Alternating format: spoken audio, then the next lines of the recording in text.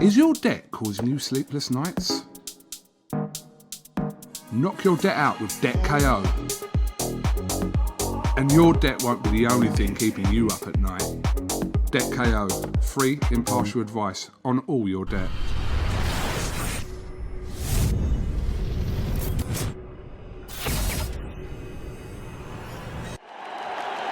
This is something that comes along every now and then in generation, and it's special.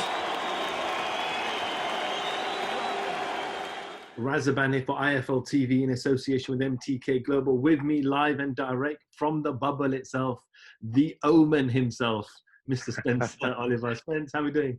Yeah, I'm all good, man. That was a nice build-up, by the way. Love that. The Omen. Well, that was your alias, wasn't it? It was, mate. Not many people would know that these days, if I'm totally honest. Like, most people see me now as just the boxing guy, the commentator on Sky. They forget it. It was so long ago, man, that people forget I was actually a boxer once.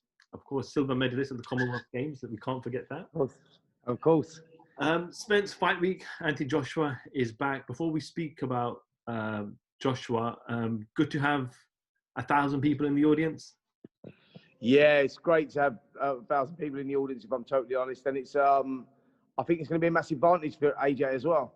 If I'm totally honest, AJ's the type of fighter that feeds off the crowd, you know, and I think that 1,000 people in a 12,500 arena will sound packed, because we haven't had a live gate of boxing for months and months now.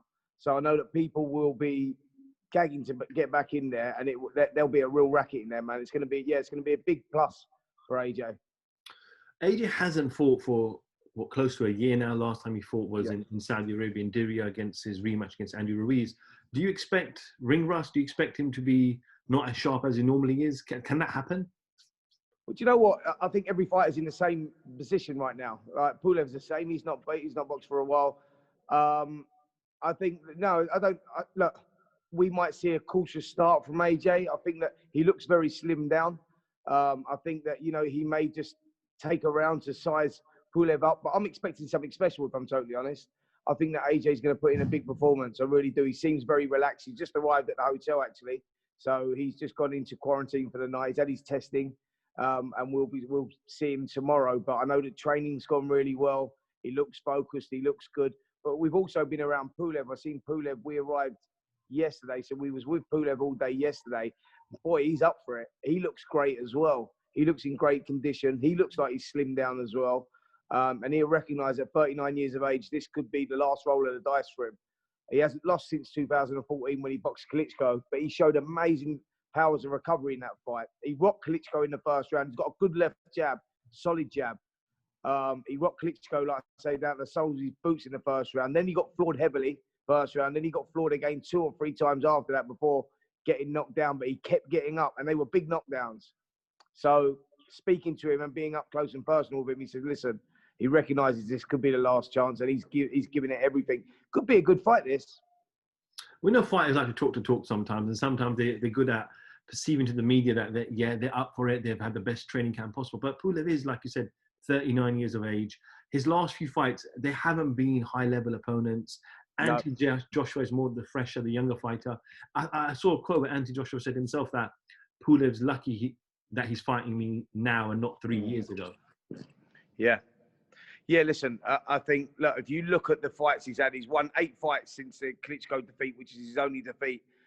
In that 8 fights, in that resume, he beat Derek Chisora on a split decision, but really, he won that quite clearly. He beat Hughie Fury as well. So it tells you he's still got a lot in the tank. He's still got a lot left.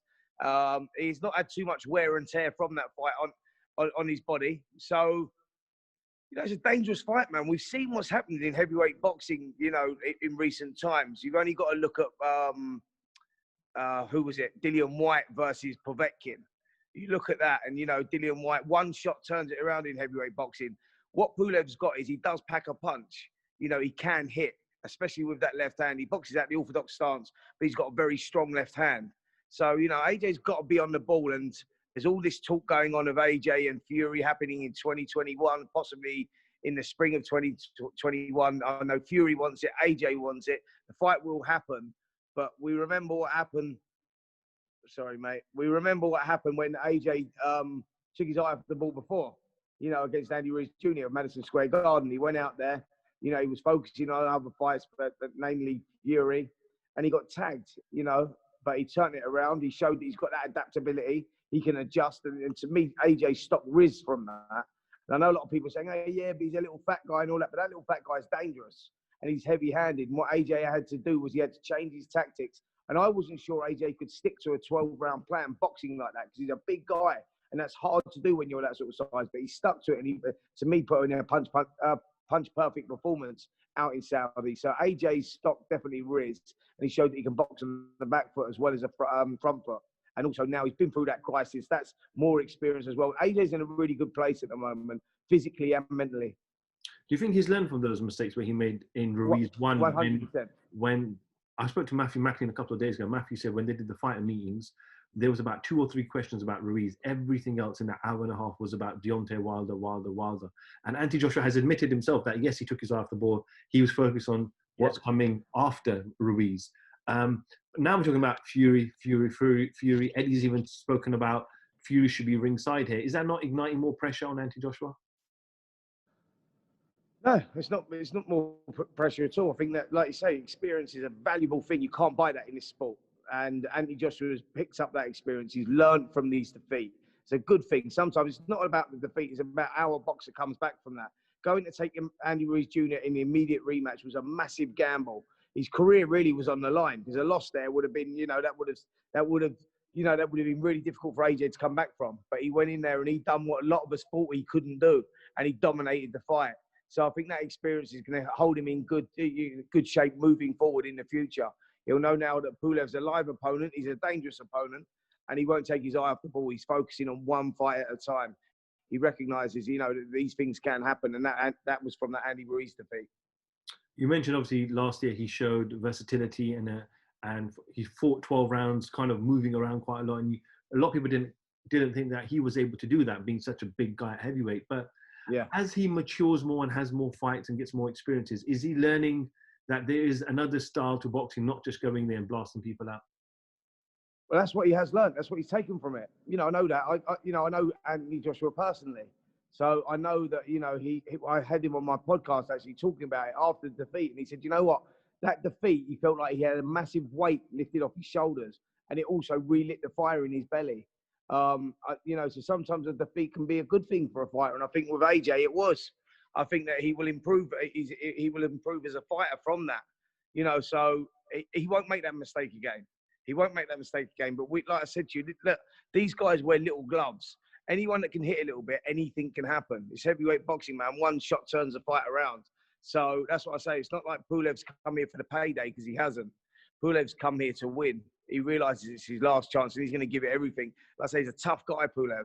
A tough guy.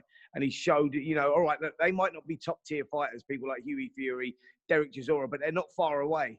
So what I'm saying is with him winning those fights and winning them quite comfortably tells you that he's at that level.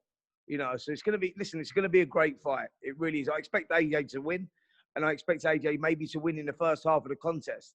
But what I'm saying is Pulev does pose a few problems. He's got an unorthodox sort of style. He's got that Eastern European style. He holds his hands up quite long, and he whacks with that jab as well. So AJ's got to be on the ball. Okay, Spence, before I let you go, I just want to get your reaction quickly. Announced a couple of days ago, looks like there's another big fight happening in February 2021. I'm sure you're super excited. Floyd Mayweather is back in an exhibition against Logan-Paul. Excited? Listen, I'm excited to see Mayweather back in the ring, but if Mike Tyson versus Roy Jones Jr. is anything to go by, then it's going to be nothing more than an exhibition. And I think that's what we'll see. Look, we're talking about Money Mayweather here. Forget his age or whatever. The guy was pound for pound a couple of years ago, the best in the world. He's undefeated. Logan-Paul, who I had actually boxed on, I put on that white collar event when he boxed over here against KSI. I put that event on. And so I know Logan-Paul very well. And he is a white collar boxer. And so it doesn't matter. It wouldn't matter if Floyd Mayweather was 70 years of age. He would probably win the contest. So don't read into it too much. If you want to see just the fun factor of it and take it for what it is, then I'll enjoy it. But anyone that thinks it's a serious boxing match is mistaken. I think it's just that this would be an opportunity for people to see Mayweather back in the ring and just demonstrating a few of his skills. But that's all you're going to see. It's not going to be anything more than that. Were you surprised when you heard the numbers? I'm not sure if you did. That Mike Tyson, Roy Jones, about 1.2 to 1.5 million buys at $50. No, I wasn't surprised. You know why I wasn't surprised? Because it's Mike Tyson, and that's why I wasn't surprised. Like Mike Tyson has still got that.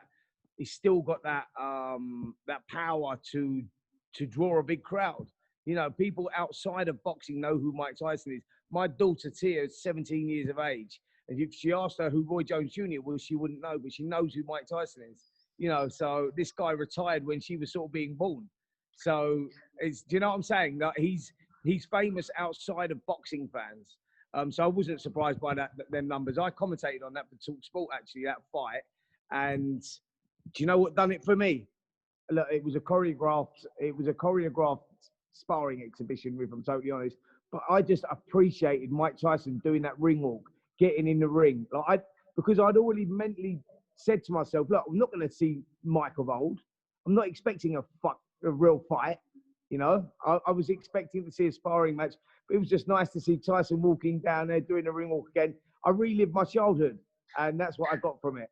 But I don't expect anything more from these fights. It would have been a shame if Tyson went in there and, you know, he was getting peppered by the jab by Jones, and he would have done something stupid. And he would have grabbed his arm or tried to break his arm or headbutt him or bite him or something. But what I'm saying is they were all the things that could have possibly have happened in a Mike Tyson fight. Thankfully, we never got that. We got a good little exhibition, and it was what it was. And if you can take it for that, then just enjoy it. All right. All right, Spencer, thank you for giving me a few moments of your time live from the bubble. Always, man. You know that. I'm sure you'll be calling me again in a couple of days. I'm here in the bubble, mate. Honestly, it's a great experience here. It really is. We've, like I say, Joshua's arrived today. We haven't seen him. I've seen Marius Wax. I've seen Pulev, and things are looking good, mate. I'm expecting a good show on Saturday night. We've had a few problems with people getting COVID, etc. But opponents have been replaced, and the bill's looking good again. So Florian Marfu's on the bill now as well. Yeah, it's going to be good times, man. So let's catch up in a couple of days. I'll give you some insight into what's going on. Absolutely. Spencer Oliver, IFL TV. Thank you very much. Take care, man. Take care. Something that comes along every now and then in generation, and it's special.